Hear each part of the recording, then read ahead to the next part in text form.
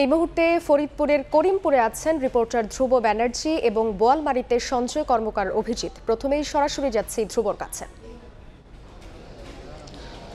এই মুহূর্তে করিমপুর থানার হাইওয়ে থানার সামনে এই যে ক্ষতিগ্রস্ত পিকআপ ভ্যানটি রয়েছে, এই পিকআপ ভ্যানটি কিন্তু দাঁড় করিয়ে রাখা হয়েছে। পাশাপাশি যে বাসটি ক্ষতিগ্রস্ত হয়েছিল সেই বাসটিও কিন্তু এখানেই দাঁড় করিয়ে রাখা হয়েছে। আমরা যদি একটু দেখাতে চাই, এই পিকআপটিতে করেই মূলত বোয়ালমারী থেকে বেশ কয়েকজন লোক তা ত্রাণ আনতে যাচ্ছিলেন এবং সেই মুহূর্তেই ঢাকা থেকে ঝিনাইদহগামী একটি বাসের সঙ্গে তাদের মুখোমুখি সংঘর্ষ হয় এবং এইটি যে পিকআপটি দেখতে পাচ্ছি, এই পিকআপটি কিন্তু একদম পুরোটাই দুমড়ে মুচড়ে গেছে এবং সামনের যে অংশ যেটুকু রয়েছে, যেখানে ড্রাইভার থাকেন অথবা ড্রাইভার যিনি হেল্পার থাকেন, যে অংশটা, এই অংশটা কিন্তু একদম বলার মতো অবস্থানে এবং পেছনে যে যাত্রীরা মূলত নিহত হয়েছেন তারা মূলত পেছনে অবস্থান নিয়েছিলেন এবং সবাই মিলে ত্রাণ আনতে যাচ্ছিলেন।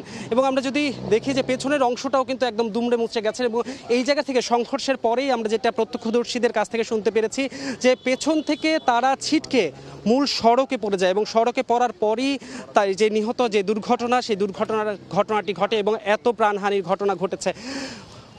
এই যে পেছনে বাসটি রয়েছে, এই বাসটিও কিন্তু ঢাকা থেকে মূলত ঝিনাইদহের উদ্দেশ্যে যাচ্ছিল এবং যেহেতু ঈদের পরের এমন একটা সময় বাসে তেমন যাত্রীরা ছিলেন না, সেক্ষেত্রে বাসে তেমন ক্ষয়ক্ষতি হয়নি, কিন্তু বাসের যে পুরো বডিটা রয়েছে, পুরো বডি কিন্তু দুমড়ে মুচড়ে গেছে।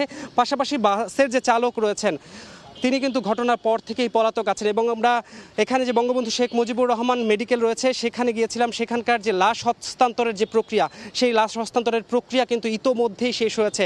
13 জনের লাশ তাদের স্বজনের হাতে কিন্তু তুলে দেওয়া হয়েছে বলে আমরা জানতে পেরেছি এবং এই মুহূর্তে পুলিশ ফাঁড়ির সামনে সারিবদ্ধভাবে দুটি পরিবহনকেই রেখে দেওয়া হয়েছে এবং এগুলোই জানান দিচ্ছে আসলে ঘটনাটা কতটা ভয়াবহ ছিল। এই পুরোটা যদি আমরা দেখতে চাই, যে সামনের অংশটা যেমন দুমড়ে মুচড়ে গেছে, তেমনি আমরা দেখতে পাচ্ছি যে এটার যে ভয়াবহতা সেটা কিন্তু একদম দৃশ্যমান হয়ে গেছে। আমরা যদি এই ঘটনায় যারা নিহত 13 জন আছেন তাদের স্বজনদের কাছে হস্তান্তর করা হয়েছে তাদের মরদেহ এবং সেইখানে আছেন আমাদের সহকর্মী সঞ্জয় কর্মকার অভিজিৎ। আমরা একটু যেতে চাই তার কাছে। ফরিদপুরের কানাইপুরে যে মর্মান্তিক দুর্ঘটনা, সেই দুর্ঘটনায় মারা গেছে বোয়ালমারী উপজেলার ছত্রকান্দা গ্রামের একই পরিবারের 4 জন, অর্থাৎ মিলন মোল্লা, তার স্ত্রী সুমি আক্তার, 10 বছরের ছেলে রোহান এবং 7 বছরের আরেক ছেলে আবু সিনান। এই 2 ছেলে এবং স্ত্রীকে নিয়ে পিকআপ যোগে এখান থেকে তিনি ফরিদপুর জেলা প্রশাসনের কার্যালয়ে ত্রাণের ঢেউটিন সংগ্রহ করতে আনতে গিয়েছিলেন। সেই আনার পথে অর্থাৎ শহরের খুব কাছাকাছি অবস্থায় কাছাকাছি গিয়ে কিন্তু বাসের সাথে মুখোমুখি সংঘর্ষ হয়। সেই সংঘর্ষে কিন্তু এই একই পরিবারের 4 জন সহ 13 জন মারা যায় এবং এই মর্মান্তিক দুর্ঘটনা আসলে কোনোভাবেই মেনে নিতে পারছেন না এলাকার স্বজনরা এবং আশপাশের লোকজন, তারা কিন্তু মেনে নিতে পারছেন না। এরই মধ্যে জেলা প্রশাসন থেকে নিহতদের মরদেহ পরিবারের কাছে হস্তান্তর করা হচ্ছে। এখানে দাফন প্রক্রিয়ার কার্যক্রম চলছে।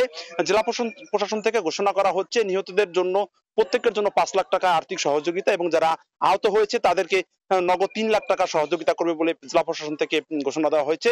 এবং এই দুর্ঘটনা আসলে একই সাথে একই পরিবারের 4 জনের মৃত্যু আসলে কোনোভাবে তারা মেনে নিতে পারছে না। এই মিলন মোল্লা ঢাকার অর্থ মন্ত্রণালয়ে তিনি চাকরি করতেন লিফট অপারেটর হিসাবে। তার আয়ের অর্থ দিয়ে এই পরিবারটি চলতো।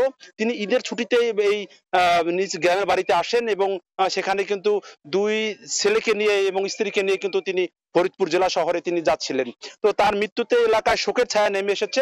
এখানে তাদের 4 জনের দাফন প্রক্রিয়া চলমান রয়েছে। তো এই ছিল আমার কাছে ফরিদপুরের বোয়ালমারী থেকে সড়ক দুর্ঘটনার যে 4 জন মারা গেছে তার গ্রামের বাড়ি থেকে সর্বশেষ। সড়ক দুর্ঘটনার সবশেষ খবর জানতে সরাসরি ছিলাম ফরিদপুরে।